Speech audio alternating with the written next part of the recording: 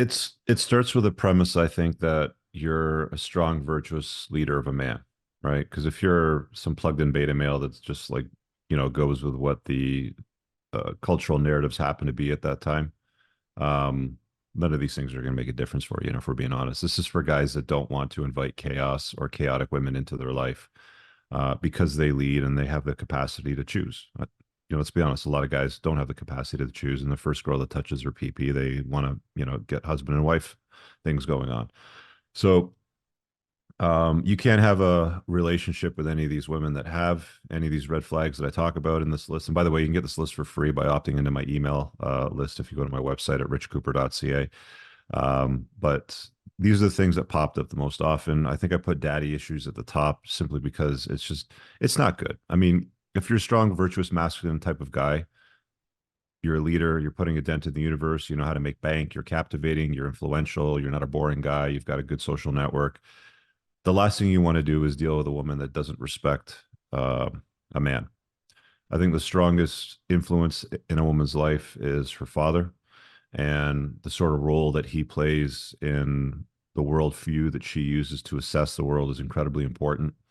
Um, I would recommend all guys contemplating a woman on a long-term basis be comfortable in the sense where they would sit down and just hang out with their girl's dad for hours and have a conversation about anything and be totally fine and comfortable.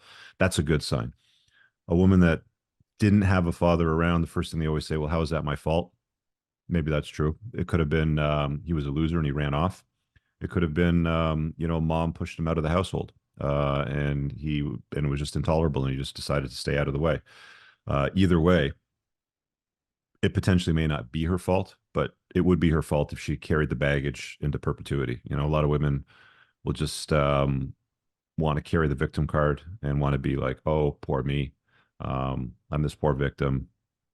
Things aren't fair. And that's one of the red flags, by the way, is, women with a victim mindset. So being able to work on any deficiencies that they have personality wise or baggage wise, I think is incredibly important. But it's pretty common now. I think most guys understand that women that don't have a good relationship with their father tend to have daddy issues. They tend to have BPD, borderline personality disorder. They tend to have abandonment issues. Often they'll act out in ways with men in relationships that will ensure abandonment just because of their behavior and the way they behave. So, yeah, sure, you can have a relationship with one of these gals, but it's not going to be easy. It's not going to be fun. It's not going to be comfortable. She won't be a compliment to your life. It'll be difficult. It'll be more difficult than a woman that doesn't have daddy issues, that has a good relationship with her dad. For sure.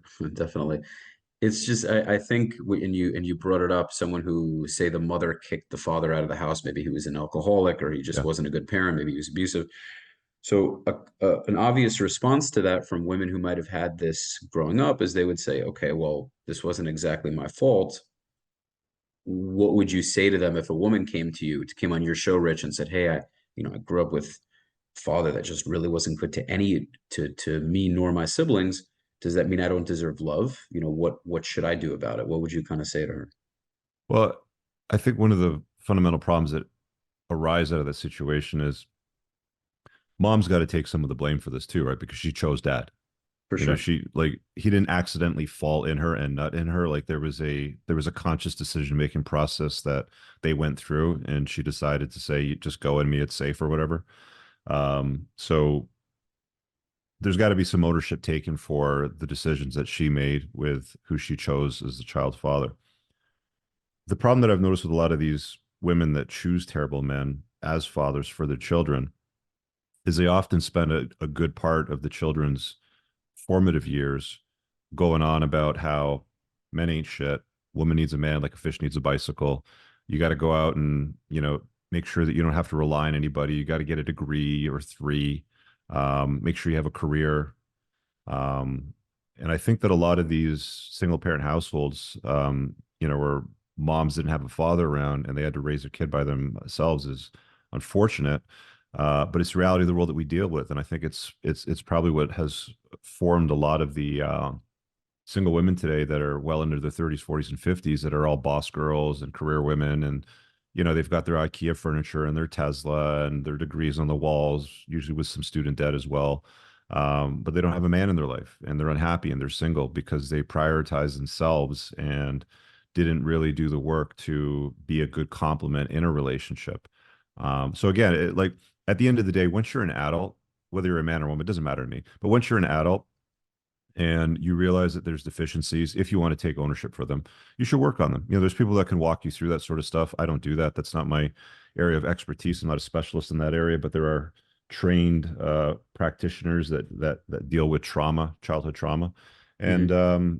dealing with the baggage. I think is incredibly important. But I think one thing that a lot of guys have noticed as they sort of deal with women, as they get older, there's a lot of gals out there that carry around a lot of baggage. And they just never get rid of that luggage.